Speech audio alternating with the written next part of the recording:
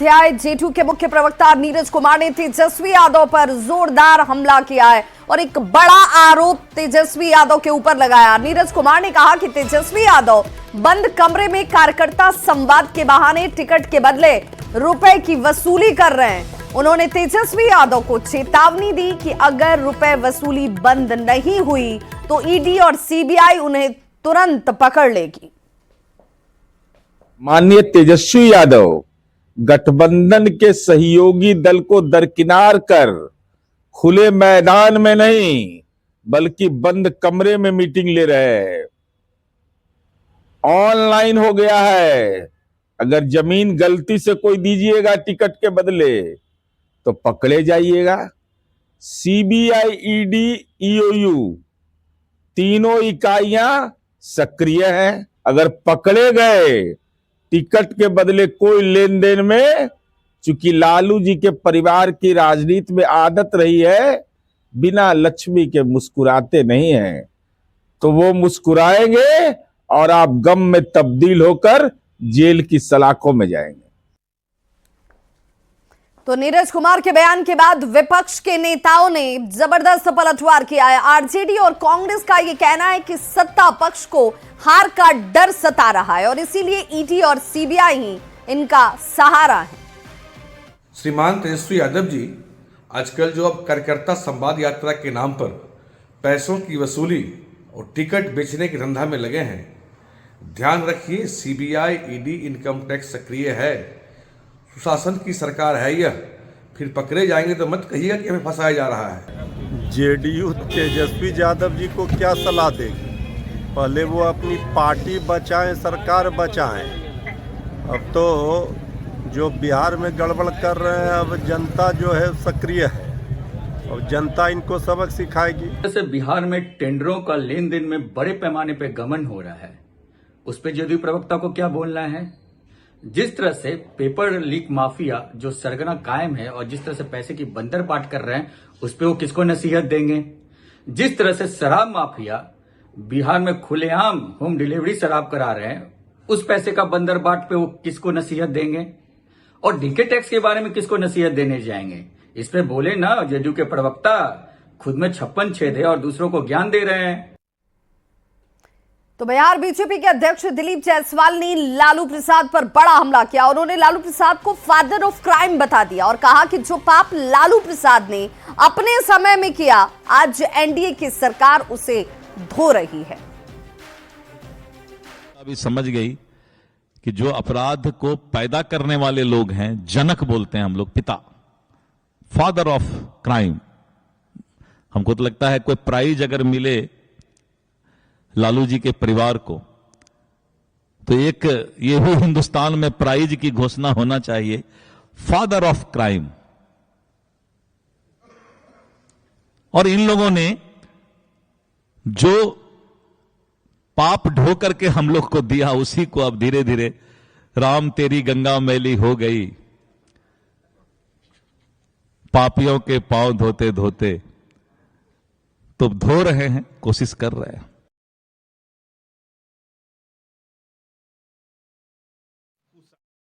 कोई अवार्ड मिले, जनता को कोई परहेज नहीं है। अरे लालू जी को कोटवार जेल का उपाधि मिला, लालू जी मुख्यमंत्री रहते जेल गए, 118 नरसंहार बिहार में हुआ, लालू जी के नाम से दहशत होता था। तो अगर फादर ऑफ क्राइम जैसा कि भारतीय जनता पार्टी ने के प्रदेश अध्यक्ष दिलीप जायसवाल जी ने कहा, तू तो डॉक्टर ना है भाई, तो डॉक्टर तो डायग्नोज करता है सही तरीके से। उन्होंने डायग्नोज लालू जी को किया होगा और लालू जी का नामाकरण किया। ये अवार्ड का प्रावधान अगर नहीं है कॉन्स्टिट्यूशन में तो कर देना चाहिए, क्योंकि भारत का इतिहास इन्होंने गंदा किया है, सिर्फ बिहार का ही नहीं, जंगल राज जिसने देखा है, आज भी जो जंगल राज के जो लोग आंखों से देखा है वो डरते हैं बिहार आने से। इसलिए रियली अध्यक्ष जी ने सही कहा है कि इनको फादर ऑफ क्राइम का अवार्ड मिलना चाहिए। तो क्राइम तो नस नस में है, भाजपा की नफरत नस नस में है, बताने की जरूरत नहीं है। इसे नोबेल पुरस्कार तो क्या पद्मश्री तक काफी लोग को मिल जाएगा क्राइम के मामले में। दिलीप जायसवाल जी को अपने बारे में क्या ख्याल है? सबको पता है कि दिलीप जायसवाल जी, आप जिस मेडिकल कॉलेज के मालिक आज बने हुए हैं, वो मेडिकल कॉलेज आपको कैसे प्राप्त हुआ? बेईमानी से, चोरी से, या क्रिमिनलगिरी से, या दादागिरी से? चलनी में 72 गो सूप और बढ़नी के दूध से। तो प्रगति यात्रा पर सवाल उठाने वाले नेता प्रतिपक्ष तेजस्वी यादव को केंद्रीय मंत्री ललन सिंह ने करारा जवाब दिया। ललन सिंह ने कहा कि नीतीश कुमार 20 साल बिहार के शासन करके बिहार के हर जिले में इस वक्त घूम रहे हैं। विपक्ष बात बनाने में लगा हुआ है, जबकि नीतीश विकास में। तेजस्वी जी अपना काम करते रहे, नीतीश जी थक नहीं गए हैं। नीतीश जी 20 साल शासन करके भी आज बिहार के जिला जिला का दौरा कर रहे हैं और जो बचा हुआ विकास का काम है उसको कर रहे हैं। तो नीतीश जी काम करते हैं, ये लोग बात बनाने वाले हैं, तो बात ये लोग बनाते रहें। और उत्तराखंड में अब से थोड़ी देर में यूसीसी लागू कर दिया जाएगा, जिस पर आरजेडी ने अपनी आपत्ति जाहिर की। आरजेडी के प्रवक्ता मृत्युंजय तिवारी ने कहा कि आपसी सहमति बनाए बगैर उत्तराखंड की सरकार यूसीसी लागू कर रही है। बीजेपी की सरकार वहां धर्म विशेष को टारगेट कर रही है, जबकि नीरज कुमार ने इसे राज्य का निजी मामला बताया। उत्तराखंड में समान नागरिक संहिता लागू किया गया है, वह राज्य का अधिकार क्षेत्र का मसला है, लेकिन सबसे महत्वपूर्ण मसला राष्ट्रीय स्तर पर ऐसे संवेदनशील सवाल जो समाज के विभिन्न तबके की परंपराएं, विविधता एवं समावेश को अंतर्निहित करे, यह राष्ट्रीय आवश्यकता है। उत्तराखंड की सरकार आज यूसीसी लागू कर रही है, ये राज्य केंद्रित कैसे हो सकता है? ये तो आम सहमति भी नहीं बनाई गई है। ये बीजेपी की सरकारें कहीं पर निगाह है, कहीं पर निशाना, तो धर्म के नाम पर इनको टारगेट करना है किसी भी धर्म विशेष को। तो ये यूसीसी लागू कर रहे हैं, राज्य सरकार वहाँ लागू कर रही है।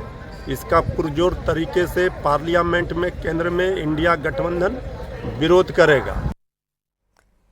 और चलिए आपको सीधे लिए चलते हैं प्रयागराज महाकुंभ, जहां पर इस वक्त केंद्रीय गृह मंत्री अमित शाह की मौजूदगी और स्नान करते हुए, आस्था की डुबकी लगाते हुए अमित शाह आपको तस्वीरों में नजर आ रहे होंगे, जहां उनका सबसे पहले तो स्वागत खुद राज्य के मुख्यमंत्री योगी आदित्यनाथ ने किया और साधु संतों के साथ संगम नगरी में, संगम में डुबकी लगाते हुए अमित शाह आपको दिख रहे होंगे, जिन्होंने यहां पर हाथ जोड़कर साधु संतों का आशीर्वाद भी लिया। और देखिए इस वक्त आस्था की ये डुबकी जो सनातन के प्रति अगाध आस्था और प्रेम को दिखाती है, और यहाँ पर हर आम और खास आकर एक हो जाता है। और यहाँ इसी संगम नगरी में अमित शाह यहाँ आस्था की डुबकी लगाते हुए, तो आचमन किया जाता हुआ, सूर्य की उपासना की जाती हुई और जल अर्पित कर खुद को धन्य बताते हुए यहाँ हर विशिष्ट शख्स की मौजूदगी इस संगम नगरी में हो रही है। और ये विश्वास जगाने के लिए कि यहाँ कोई बड़ा या छोटा नहीं, यहाँ कोई काला और गोरा नहीं, यहाँ धर्म और जाति सब समाप्त हो जाते हैं। यहाँ पर सिर्फ श्रद्धा और उसी का सैलाब नजर आता है। और यहाँ इस वक्त संगम में स्नान करते हुए अमित शाह।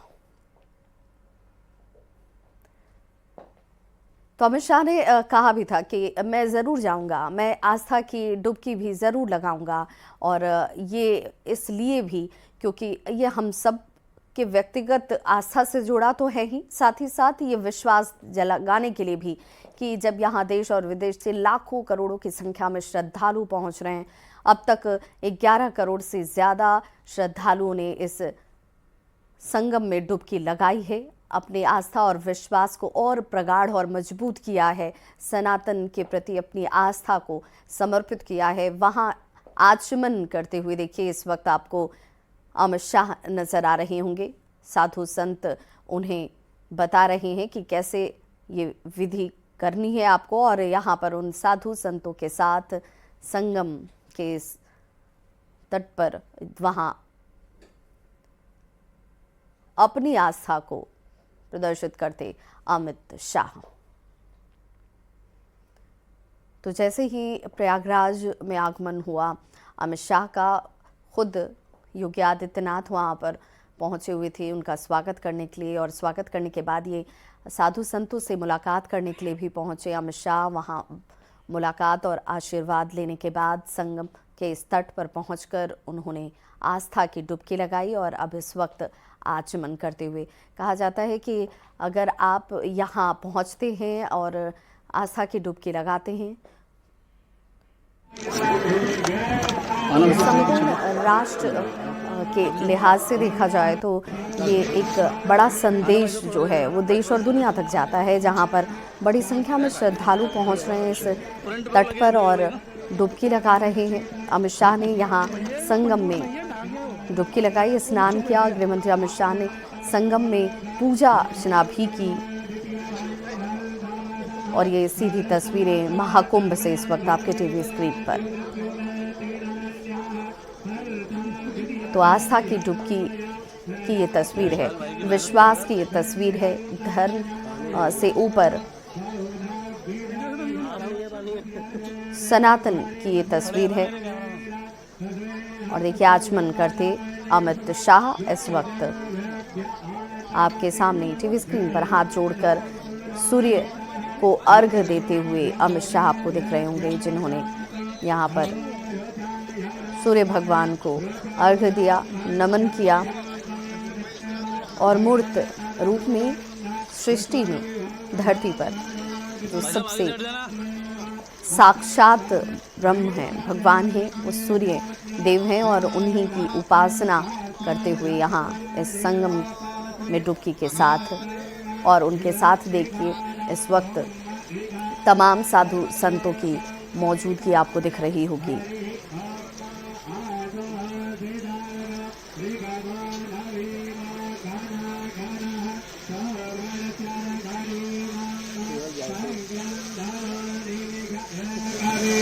भैया क्या करे, अपनी नौकरी भी करेगा भाई साहब।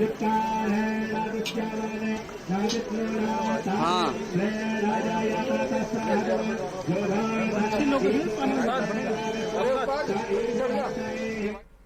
तो महाकुंभ से अमित शाह को आप देख रहे थे जो संगम नगरी पहुंचे हुए हैं, और महाकुंभ में आस्था की डुबकी उन्होंने लगाई और आचमन भी किया। और अब बात विवादों में रहने वाले जेटीयू विधायक गोपाल मंडल की। तो 26 जनवरी को नवगछिया अनुमंडल कार्यालय में विधायक गोपाल मंडल ने बीजेपी जिला अध्यक्ष और कार्यकर्ताओं के साथ बदसलूकी की, और जरा तस्वीरें देख लीजिए। इन तस्वीरों में साफ देखा जा सकता है कि विधायक कुछ लोगों को कुर्सी पर बैठने ही नहीं दे रहे हैं, अपने हाथ में कुर्सी पकड़े हुए हैं।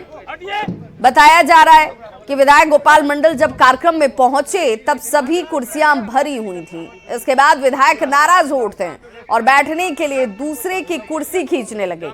विवाद बढ़ता देखकर एसटीपीयू ने विधायक के लिए कुर्सी मंगवाई। ये कोई पहला मामला भी नहीं है, इसके पहले भी गोपाल मंडल साल 2023 में पूर्व सांसद अनिल यादव के साथ कुर्सी पर बैठने को लेकर लड़ चुके हैं, और एक बार फिर से वही कुर्सी और उसी कुर्सी के लिए यहाँ पर तू मैं होती हुई। हालांकि एसडीपीओ ने समझाया, उनके लिए कुर्सी मंगवाई। कुर्सी के लिए अब सवाल ये कि क्या गोपाल मंडल कुछ भी करेंगे? जो लोग कुर्सी पर बैठे हुए थे उन्हें कुर्सी से उन्होंने देखिए किस तरीके से उठा दिया, नाराजगी जाहिर की कि भाई कुर्सी खाली करिए। खुद कुर्सी को पकड़कर खड़े हो गए कि नहीं भाई कुर्सी नहीं दी जाएगी।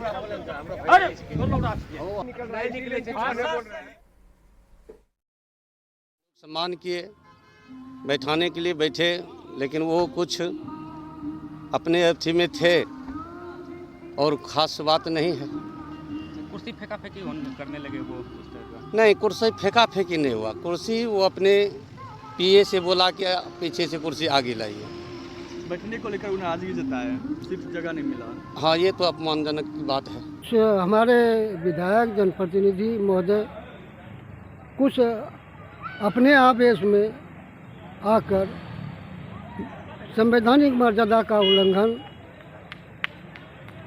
नहीं करना चाहिए।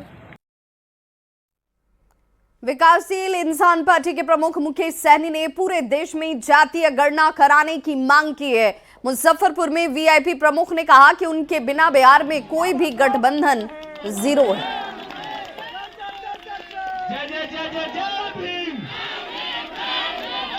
हमारा दलित भाई, SC, ST, OBC तमाम हमारे जो 85% लोग जो हैं, अगर वो बात को मान लेंगे तो निश्चित तौर पे ये देश आपका होगा साथियों, ये देश आपका होगा। आज देश तो आपका है, लेकिन आपका क्या चल रहा है? लेकिन अगर आप अपनी जिंदगी में अगर कुछ करना चाहते हैं तो इस जिंदगी में, इस जमाने में आप एक लक्ष्य लेके चलिए कि इस देश में जाति आधारित गणना होना चाहिए और जिनकी जितनी संख्या है उसको उतनी हिस्सेदारी मिलना चाहिए, तब जाके बाबा साहब का सपना पूरा होगा साथियों। दरभंगा से बड़ी खबर, जहां पुलिस और अपराधियों के बीच मुठभेड़ हुई है। अपराधी शुभम कुमार को इस दौरान गोली लगी।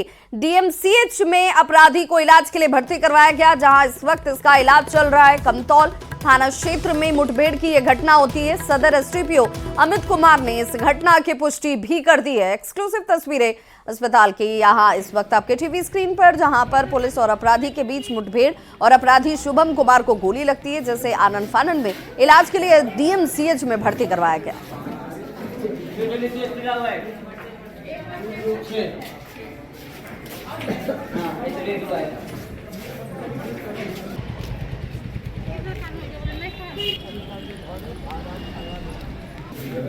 तो अपराधी शुभम कुमार को गोली लगी है। बताया जा रहा है कि काफी वक्त से इसकी तलाश थी और आज मुठभेड़ होती है। मुठभेड़ कमतौल थाना क्षेत्र में हुई और उसके बाद इस शख्स को इलाज के लिए डीएमसीएच लाया गया।